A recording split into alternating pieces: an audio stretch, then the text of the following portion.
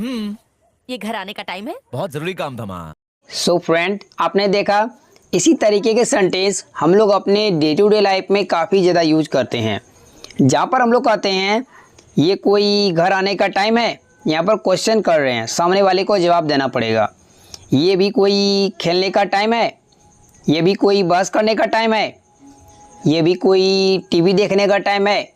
और sentence past में भी बोला जाता है। वो भी कोई समय था घर आने का, वो भी कोई समय था उससे बहस करने का।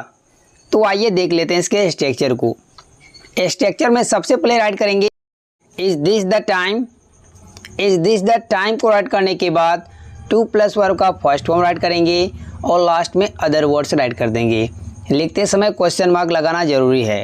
यदि आप सेंटेंस पास्ट में बोलना चाहते हैं तो आपको बोलना पड़ेगा was that the time, was that the time. Time को टाइम भी पढ़ा जाता है। उसके बाद same to same to plus verb का फर्स्ट फॉर्म और लास्ट में अदर वर्ड्स। इन दोनों स्ट्रक्चर को बेटर तरीके से समझने के लिए कुछ एग्जांपल्स देखते हैं। तो आज का पहला सेंटेंस है, ये भी कोई घर आने का समय है, या ये भी कोई समय है घर आने का।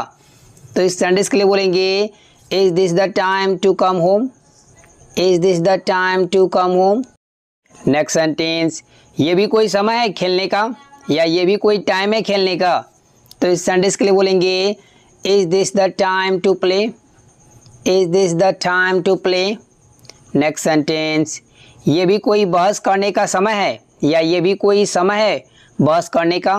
तो इस सेंटेंस के लिए बोलेंगे is this the time to argue, is this the time to argue. अगर मुझसे तो विद मी। नेक्स्ट सेंटेंस, ये भी कोई समय है टीवी देखने का। तो इस सेंटेंस के लिए बोलेंगे is this the time to watch TV, is this the time to watch TV या टेलीविज़न। अब पास्ट के कुछ एग्जांपल देख लेते हैं। वो भी कोई समय था घर आने का।